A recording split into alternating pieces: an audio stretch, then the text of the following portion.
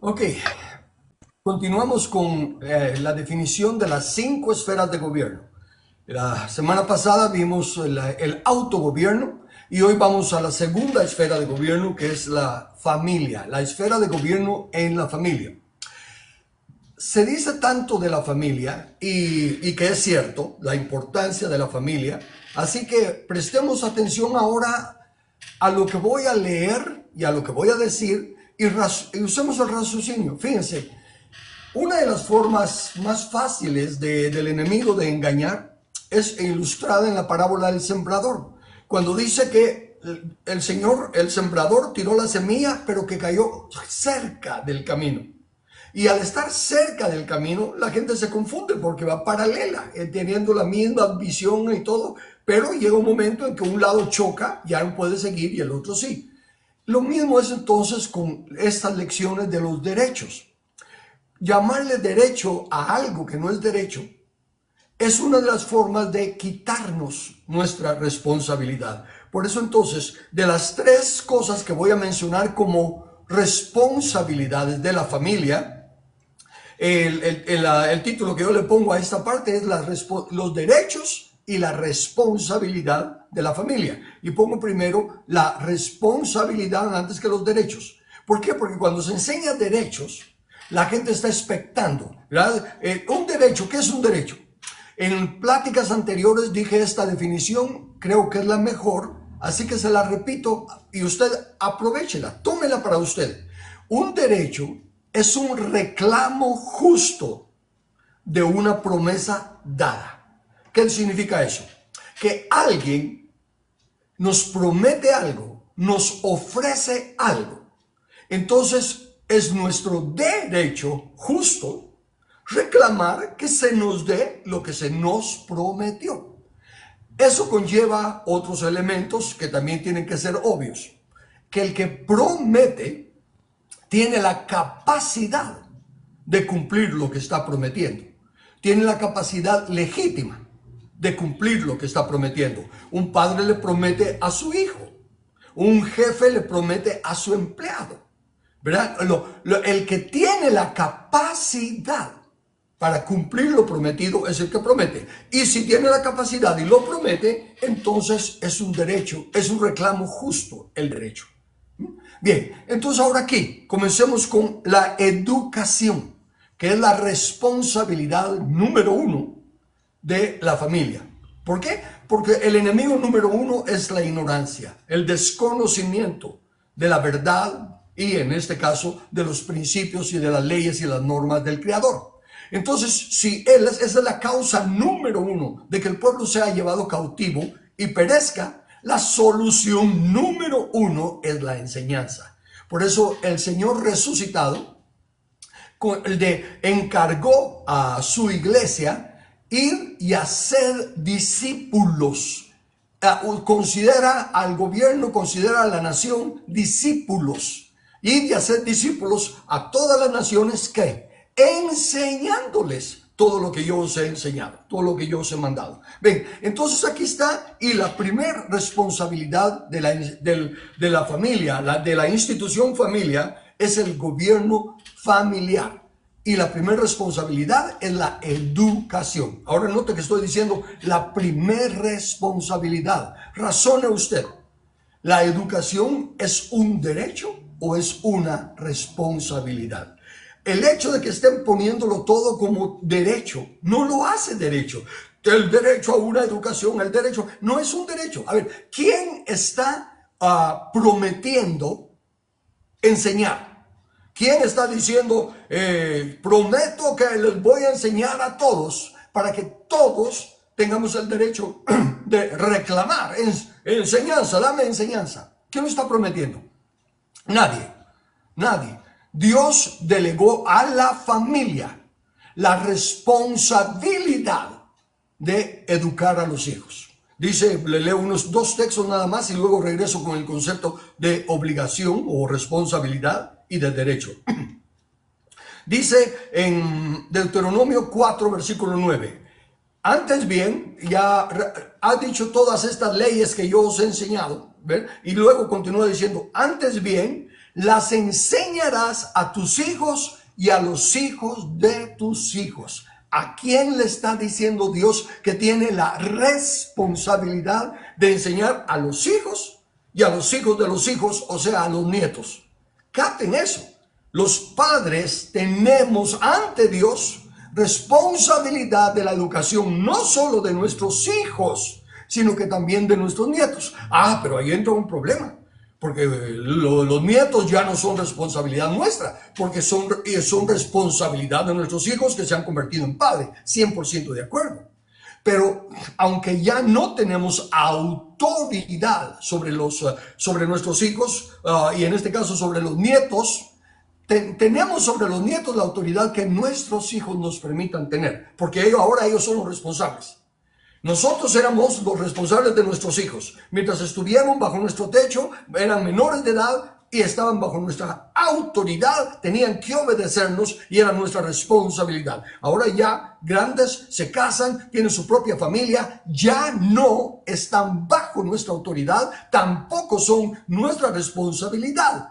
Pero sí tenemos ante Dios la responsabilidad de influir en nuestros nietos, de enseñarle a nuestros nietos. ¿Y cómo lo vamos a hacer? Si, por ejemplo, la forma en que hemos tratado a nuestros hijos, la forma en que los hemos educado, no les satisfizo a ellos. Si pensaban que uno de papá, ¿verdad? Pero voy a usarme de ejemplo ficticio porque no es verdad. Solo para decirlo, una persona como yo, que está ante el púlpito enseñando, y si yo enseño, hago una cosa en el púlpito, predico y enseño una cosa, y luego en mi casa mis hijos me ven que actúo diferente a lo que predico, entonces ellos no van a querer que yo sea el tutor de sus hijos también. No van a querer para sus hijos, o sea, para mis nietos, lo que yo les di a ellos porque no les satisfizo.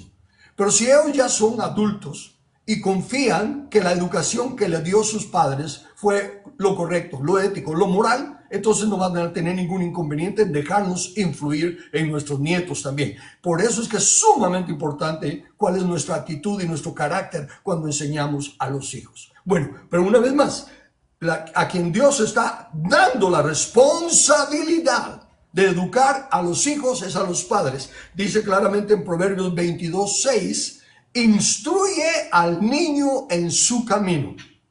Entonces, párese solo a pensar allí.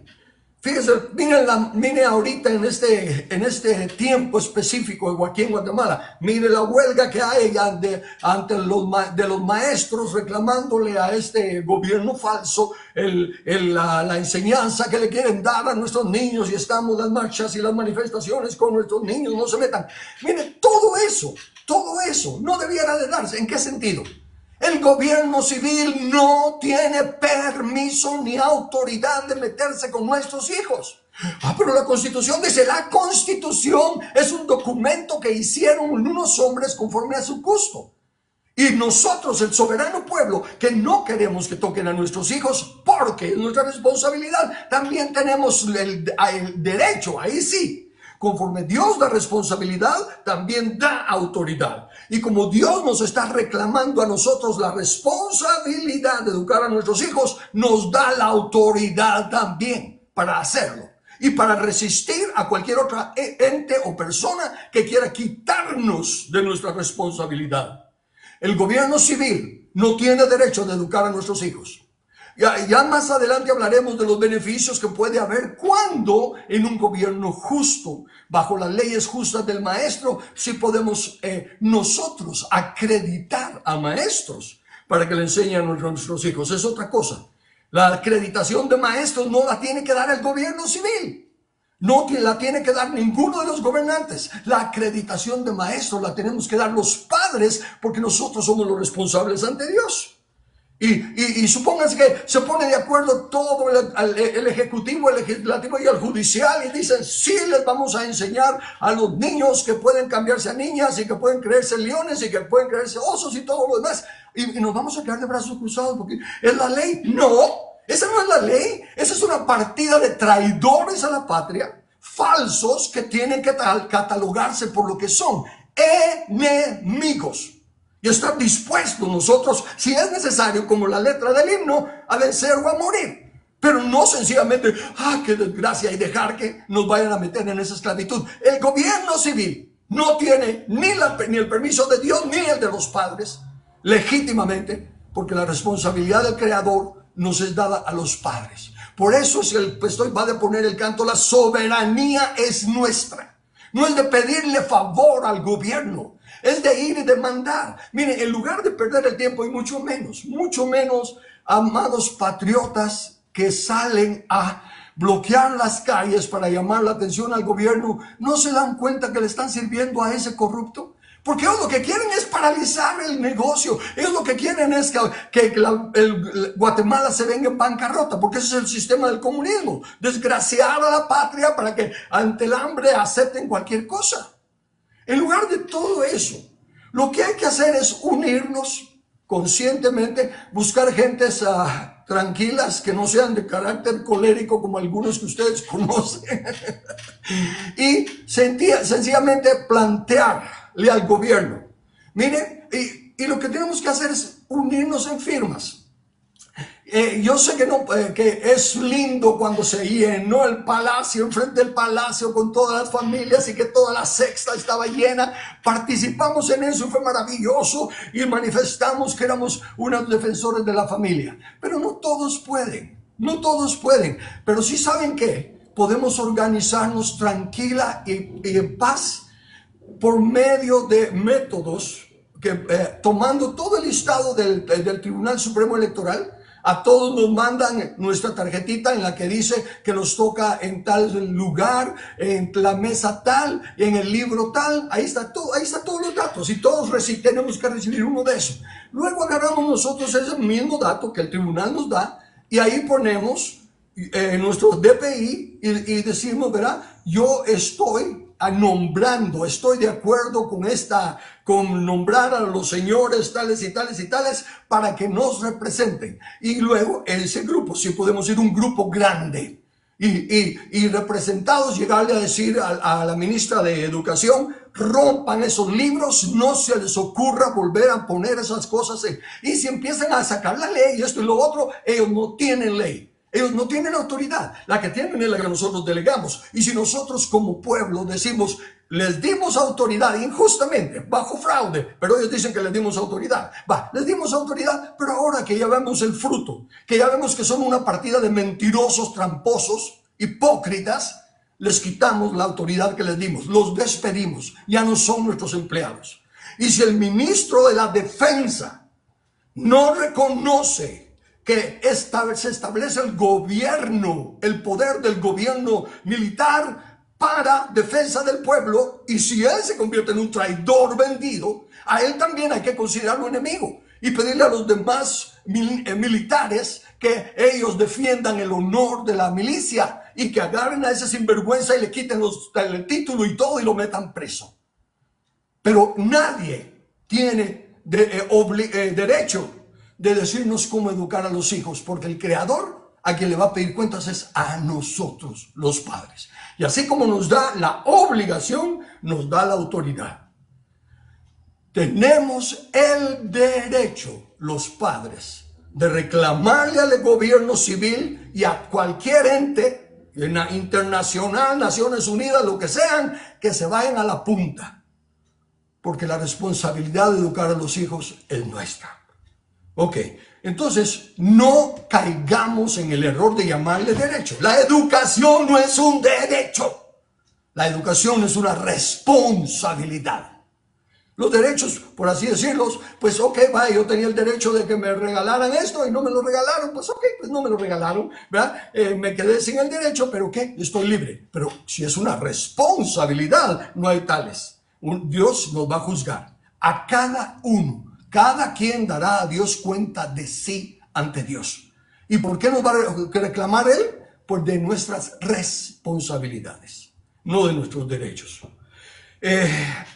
Entonces regreso a la responsabilidad de la familia en cuanto a la educación. Y la educación es más que la información. Mire, Por eso es que digo que en un gobierno justo, claro que pueden haber escuelas, porque ya sería ahí ya entraríamos al gobierno de asociaciones voluntarias, donde los padres voluntariamente acreditamos a estos maestros, o sea que el crédito lo damos nosotros de que sí pueden enseñar porque ya estamos claros y ellos ya aceptaron que les van a enseñar matemáticas, lenguaje, geografía, historia, talleres, cosas así, pero que, y si fuesen a dar alguna clase de educación civil, es la que nosotros designamos. Entonces pero eso ya pasa al gobierno de asociaciones voluntarias. Ahí tampoco se tiene que meter el gobierno civil. Sin embargo, en una nación bajo un estado de derecho, sí se puede delegar al Estado. Así como se le delega que haga carreteras para conectar a los pueblos y todo lo demás, se le delega que haga los conectes en los diferentes pueblos y departamentos y todo lo demás para la educación. ¿Ven? Ellos harían su parte en cooperar en lo de las estructuras escolares, por los impuestos que les pagamos, las carreteras para llegar a las escuelas y todos, pero no en acreditar maestros. A eso los acreditamos nosotros. Una organización de padres de familia que evalúen los currículos, los libros y todo lo demás. Bien, regreso entonces a la responsabilidad de la familia. Número 1, la educación. Es que si tan solo llenáramos ese requisito, instruye al niño en su camino. Como le dijo Dios que Abraham ordenaría a sus hijos y a su casa que guardasen el camino de Dios. ¿Cómo? Haciendo justicia y juicio. Si nosotros educamos en justicia y juicio a nuestros hijos, entonces no habría tanto problema como el que hay hoy. Ahora se dan cuenta también, aquí aprovechemos a decir estas cosas, que los mandamientos son a los hijos varones, ¿verdad? Instruye, la enseñarás a tus hijos y a los hijos de tus hijos, a tus hijos y a tus nietos. Y sí, ahí sí está dirigiéndose a varones. ¿Pero por qué? Porque una vez más tenemos la responsabilidad. Es un privilegio indescriptible, pero es una responsabilidad de representar a Cristo como cabeza de nuestra familia y nuestra esposa, el cónyuge, como la iglesia. Entonces, sí, la responsabilidad recae sobre nosotros, por lo tanto, la autoridad también. Recuérdense que a quien se le da la responsabilidad, se le da la autoridad. Nuestras esposas tienen la responsabilidad de ayuda idónea, pero no de las decisiones finales. En eso nos caería a nosotros la responsabilidad. Bueno, entonces, ¿por qué es importante que entendamos esto? Y no es una discriminación de feminismo ni nada. Somos espíritus eternos. Ni siquiera es eso de que nosotros somos varones y ellas son hembras. No, los dos somos espíritus y cuando nos quitemos este tacuche de carne, entonces se manifestará nuestra verdadera identidad y somos idénticos. Solo diferentes funciones. Ok, entonces, a los varones es a los que se les dirige todo esto. ¿Por qué? Porque nuestras hijas, cuando se casan, pasan a ser parte de otra tribu. Yo digo, ¿verdad? De nuestra hija, ¿verdad? Que ella ya no es de la tribu Velázquez, ahora es de la tribu Ponce. Y el yerno tiene su padre, al cual tiene que honrar y tiene que seguir las instrucciones, ¿verdad? Que trae de su ascendencia, de los Ponce. Él tiene que seguir la línea Ponce y educar a los hijos en la línea Ponce, como yo sigo la línea Velázquez, ¿verdad? Es por eso que las instrucciones van así. Y no se dejen engañar por todas esas mentes reprobadas que hasta quieren cambiar el lenguaje con todas esas torpezas que dicen, ¿verdad? Cambiando el significado de las palabras. Bien. Entonces, los padres de familia somos los responsables de la educación de nuestros hijos y especialmente también la de nuestros varones. Y mire la importancia de la familia. Fíjese que el primer mandamiento con promesa, ¿a quién va dirigido el primer mandamiento con promesa? A los hijos, si nos honran. Entonces, padres, si nosotros queremos que la bendición de Dios venga sobre nuestros hijos, tenemos que enseñarles a honrarnos, a respetarnos. y a valorar el rol que tenemos. Desde luego, no impuesto, no a la fuerza, sino que por el vivir justamente como Dios dice. Si nosotros obedecemos a Dios, usamos la vara cuando hay que usar la vara, somos estrictos donde hay que ser estrictos y nos extendemos en comprensión, en amor, misericordia, cuando así se requiere, entonces nuestros hijos van a ser redarguidos por el Espíritu Santo y van a crecer a ser hijos que nos honren y pasen entonces a ser herederos del primer mandamiento con promesa. Deuteronomio, bueno, déjeme que así como está eso de que honra a tu padre y a tu madre, que es el primer mandamiento con promesa para que seas de larga vida en la tierra que Jehová tu Dios te da. Mire, de igual manera, los peores castigos son para los hijos que deshonran. Y aquí sí, por favor, présteme atención. No se emocione tanto como yo. Bajemos, al menos tengo que bajar yo un poquito el volumen de la emoción para explicar esto, porque va a ser también duro tal vez de entenderse, porque estamos tan engañados con las emociones y los sentimientos que ya no usamos el raciocinio. Mire Deuteronomio capítulo 21, versículos 18 al 21. Si alguno tuviera un hijo contumaz y rebelde, pero ya usted ha dicho otras veces que hasta se dice hijo malcriado, porque significa que es el padre el que lo crió mal. Entonces aquí si el pobre patojo es contumaz y rebelde, no, sigamos leyendo. Contumaz y rebelde, que no obedeciere la voz de su padre, ni la voz de su madre, y habiéndole castigado, no les obedeciere, ¿ok? O sea que estos son padres que están haciendo lo que tienen que hacer. Está portándose mal, lo castigan y aún así se rebela. Es un contumaz y rebelde. ¿Ven? No estamos hablando de padres alcahuetas y padres descuidados que no hacen nada por sus hijos y que quieren que sean unos lindos ángeles si no los están educando. Pero aquí dice, es alguien que sí está educando a sus hijos, sí está aplicando la vara cuando hay que aplicarla, pero aún así el hijo en edad que tenga ya tiene el libre albedrío y decide rebelarse. Pero fíjese lo que sigue. Ya esto es a lo que quiero que le preste atención. ¿Qué pasa si una familia tiene un hijo contumaz y rebelde y ya no les hace caso? Bueno, pues que lo echen de la casa. En unas ocasiones hasta eso decía yo, ¿verdad? Pero me refería a personas ya adultas y todo. Pero de todos modos, fíjese lo que dice la Biblia. El manual de creador no dice eso. Dice, un contumaz y no obedeciera la voz de su padre ni la voz de su madre, y habiéndole castigado no les obedeciere, entonces lo tomarán su padre y su madre, y habiéndole castigado, lo tomarán su padre y su madre, y lo sacarán ante los ancianos de la ciudad. Los ancianos de la ciudad son la autoridad de la ciudad. Lo sacarán ante las autoridades y a la puerta del lugar donde viva. En la Biblia, las puertas de la ciudad son los lugares del juicio, ¿verdad? Es como quien dice el Congreso, el Palacio, son los lugares de gobierno. Entonces, lo sacará a los ancianos de la ciudad y a la puerta de donde viva, porque también estamos hablando de una justicia descentralizada. No es que se tienen que ir hasta cierto lugar, pero no. En cada ciudad hay juzgados. Entonces lo tienen que llevar al juzgado del departamento, del local, al lugar donde viva. Y dirán a los ancianos de la ciudad: este nuestro hijo es contumaz y rebelde, no obedece a nuestra voz, es glotón y borracho.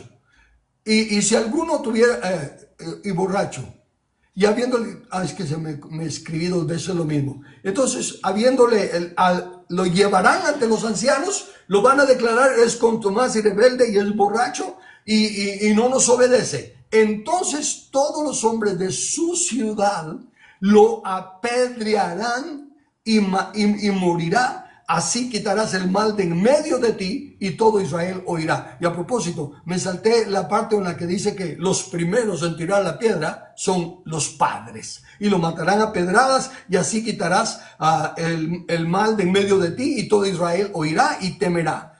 Entonces todos los hombres los apedrearán. ¿Cuál es la aplicación? Si es un hijo contumaz y rebelde, si ya no obedece a los padres, se le tiene que tratar, precisamente como dice ahí, llevándolo a la autoridad. Miren lo que está pasando aquí.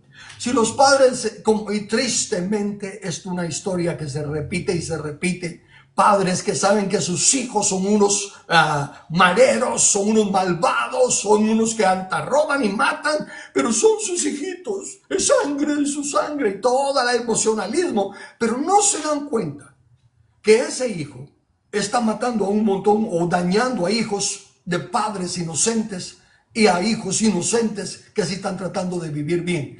En otras palabras, Jesús dijo, si tu mano te es ocasión de caer, córtala y échala de ti. Es mejor entrar manco al reino que no todo tu cuerpo muera.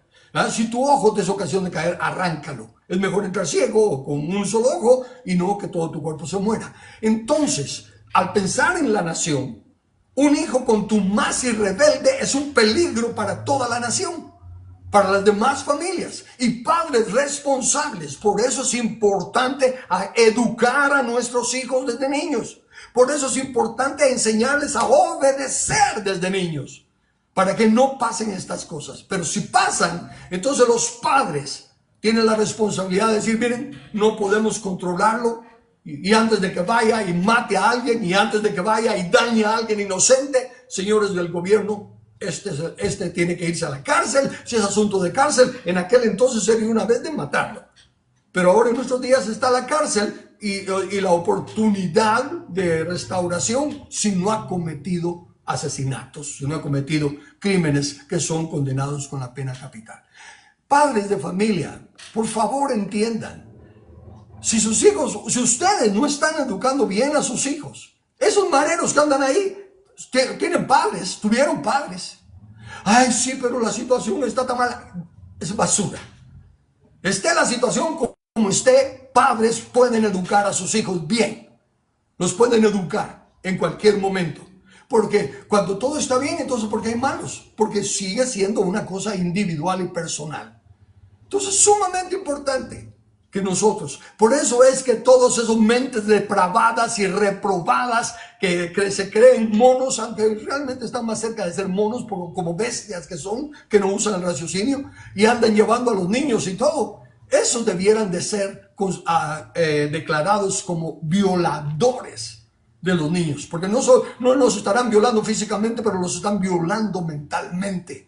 Y deberían de ser puestos en la cárcel y separados. En la comunidad de una nación con derecho es donde se respetan los derechos inalienables. Pero si hay personas que no lo respetan, no califican para vivir, tienen que ser aislados a la cárcel, porque no califican para vivir en la comunidad ya que no respetan los derechos. Todo eso lo deben de enseñar los padres a los hijos, para que los hijos sepan la importancia de respetar la ley del Creador.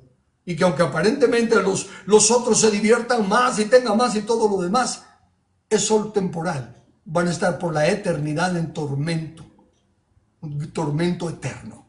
Y nosotros sufriremos y tenemos que sufrir temporalmente, pero tendremos victoria, victoria eterna. Ok,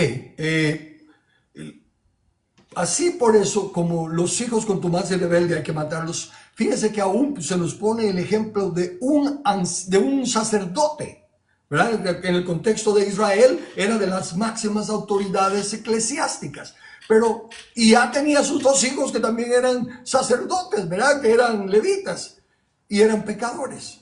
Y Dios le dice esto a ese sacerdote que no educó a sus hijos.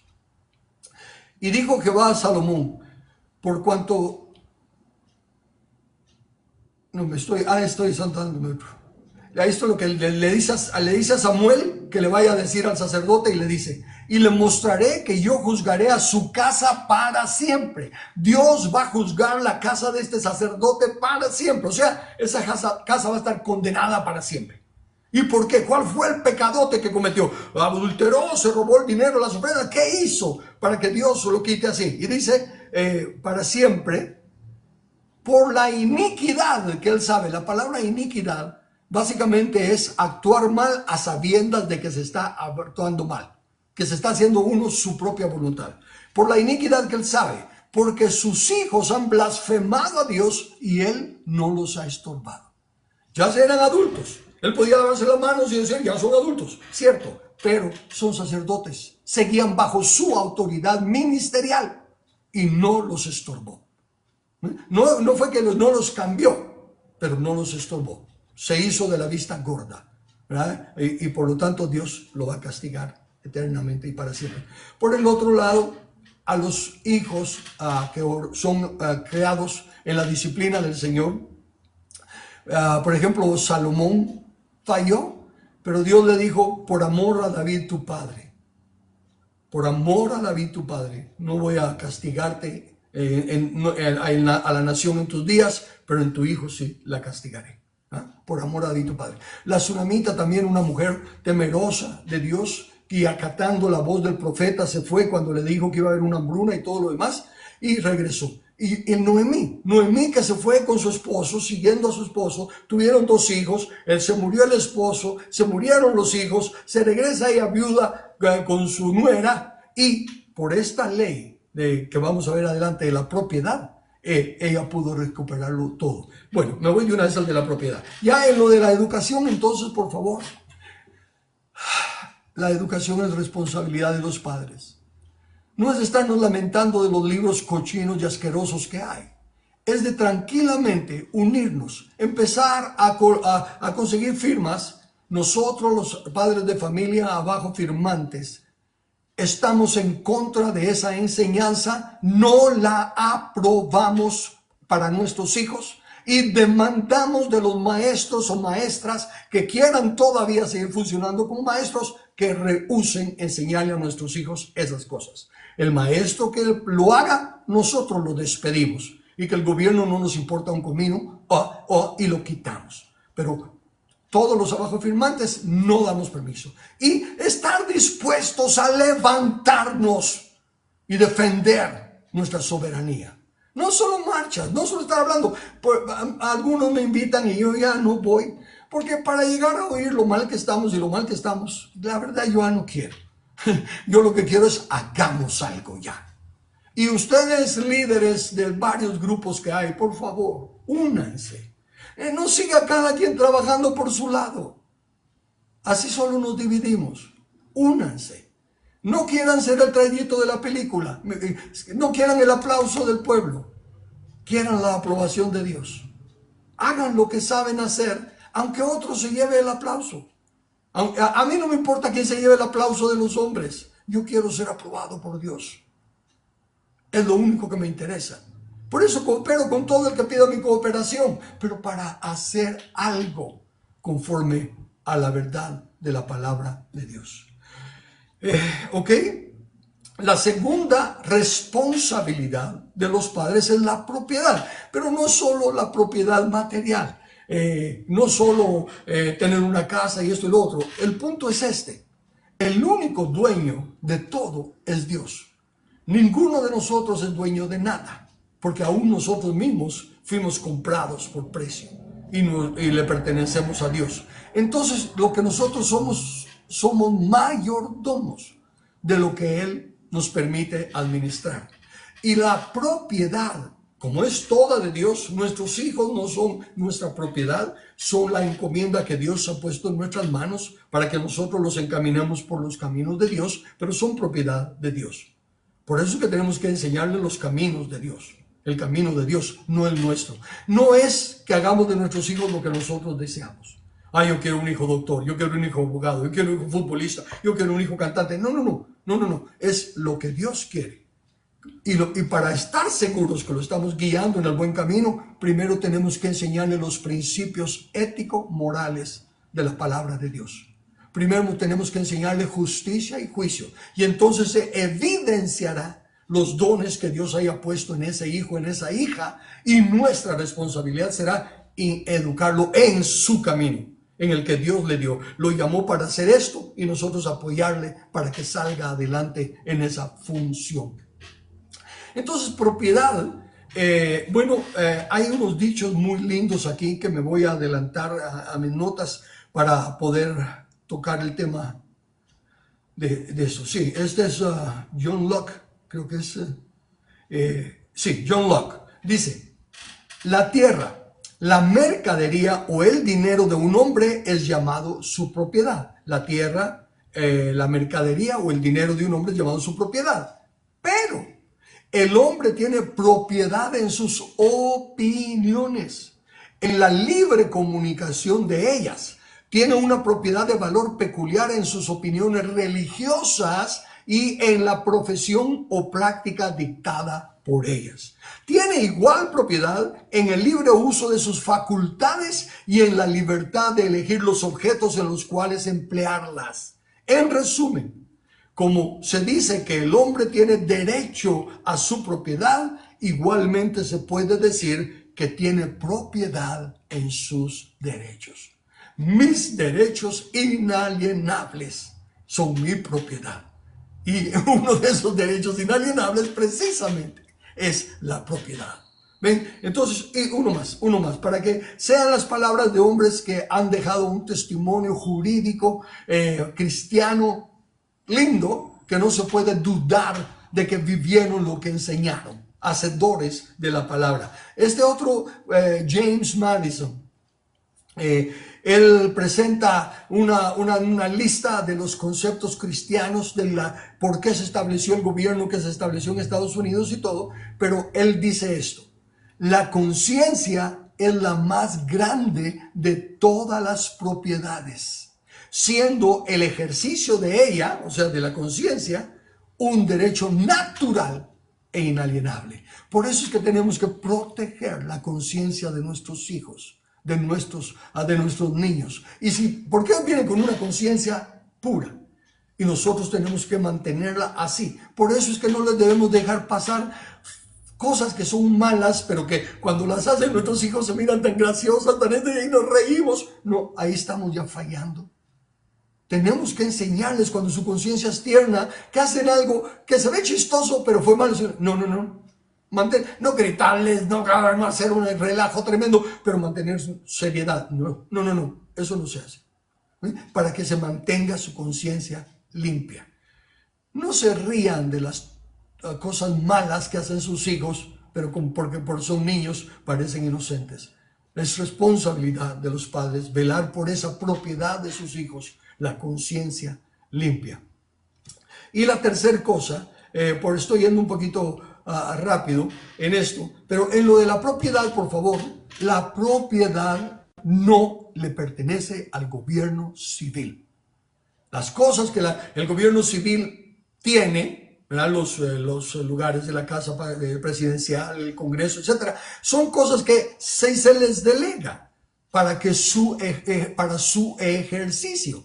Pero el resto de la tierra no le pertenece al gobierno civil. El derecho del suelo de la tierra es un robo y una violación de nuestro derecho a la propiedad. Supóngase que como en la película, aquella serie que había de los ricos, los millonarios de Beverly Hills, porque un hombre cazando en su terreno, al disparar, no le da al conejo, pero sí sale petróleo, y entonces se convierte en un millonario, porque en su tierra había petróleo. Si llegáramos a encontrar petróleo en nuestra tierra, rapidito reclamaría Faraón de nuestros días, el que la tierra es de él. La tierra es de Jehová. De Jehová es la tierra y su plenitud. Todo esto lo tenemos que cambiar poniendo personas que sean temerosas de Dios, que conozcan las escrituras como Dios ordena. Es triste, amados pastores, que ustedes se declaren apolíticos cuando el Dios al que ustedes representan dice que aquel que vaya a gobernar tiene que tener una copia de la ley de Dios, escribirla para él y leerla todos los días para que aprenda a temer a Dios y no se eleve su corazón sobre sus hermanos. Y ustedes dicen, no hay que mezclar a Dios en política. Por eso estamos como estamos. Porque no estamos dándole lugar a Dios y a su palabra a que se haga la justicia conforme a su verdad. Entonces, la propiedad no le pertenece al Estado, es un derecho inalienable. Las familias, ¿cómo entregó Dios la tierra? La entregó a las familias más pequeñas, les dio menos, a las familias más grandes les dio más. No era que a uno les daba más y a otros menos, sino que era acorde al la capacidad que tenían para trabajarla. Recuérdense que Dios les dijo cuando le entregó la nación, les dijo, miren, toda esta nación les entrego, pero solo les doy este pedacito, porque ustedes son muy pocos. No pueden cuidar de toda la nación, no la pueden cultivar, no la pueden trabajar. Y si saco a los enemigos, se les va a llenar de fieras. Así que los doy aquí, conforme ustedes vayan creciendo y sean capaces de trabajar la tierra y hacerla fructificar, se las voy dando. Lo mismo es con nosotros. Si nosotros aprendemos a administrar nuestra casa, entonces en el crecimiento de nuestros hijos se va expandiendo también el terreno y la propiedad. Entonces somos responsables de lo que le está pasando a la nación. ¿Por qué? Responsables, dije. No los causantes, pero sí los responsables. Dios ¿a quién le va a pedir Dios de esta casa y de los vehículos de mis hijos y de todo? A mí. ¿Por qué? Porque es propiedad de Él. Yo soy administrador de todo lo que tengo que es de Dios. Y Dios voy a tener que darle cuenta. Entonces, ¿cómo está la tierra? ¿Cómo está la nación? Es culpa de nosotros padres, de la familia. La institución familia tiene la responsabilidad de administrar las propiedades. Por eso es que la siguiente lección es las asociaciones voluntarias, porque es la forma en que las familias van a ir trabajando juntos para poder gobernar toda la nación. Ok, y la tercera cosa, entonces la educación, la propiedad, y la tercera, estoy yendo rápido porque ya cuando hablé de la familia, y está grabado aquí en TikTok, en esta página, sobre la herencia. La herencia es responsabilidad de los padres. Note lo que dice segunda de Corintios 12:14. Pues no deben atesorar los hijos para los padres, sino los padres para los hijos. La herencia es tripartita, como mencioné. En primer lugar, no todos los hijos son herederos, solo los hijos obedientes. ¿Por qué? Porque la propiedad es de Dios y nos la da a nosotros para que se la administremos. Y cuando nosotros tenemos que pasársela a alguien, no se lo vamos a pasar a alguien que no quiera ver nada con Dios o que no quiera obedecernos. Se la tenemos que pasar a alguien que continúe en la misma cadena que Dios quiere que sea. Entonces, es condicional. No hay tales de que todos hijos o todos entrenados. No. Dios tiene requisitos. Pues busquen aquí las pláticas sobre la familia y la herencia. Y esas tres cosas fundamentales son las que están en el gobierno de la familia. La educación, la propiedad y la herencia. Si se da cuenta primero lo educo, luego le entrego su propiedad y luego yo lo educo, lo tengo en propiedad y le doy su herencia, ¿verdad? Para que continúe la cadena de autoridad delegada. Son tres responsabilidades muy claras de la familia. Y por eso es que necesitamos familia primero. Volvámonos a Dios. Hay material, yo contribuyo con una gotita de arena con lo que he escrito en Edificando la Familia, en los TikToks que di sobre la familia, en este libro Fundamentos de Gobierno. Como se dan cuenta, estoy hablando del gobierno de la familia, y aparte de mí hay personas mucho más estudiadas que yo, mucho más completas que yo, así que es negligencia no aprender a educar a los hijos. Y padres, recuérdense, un hijo malcriado, y uno llega a acostumbrarse porque se lo tolera y lo aguanta porque ya me cansé de hacerlo y no hace caso, pues que ya, sí, pero ¿qué acerca de los demás padres?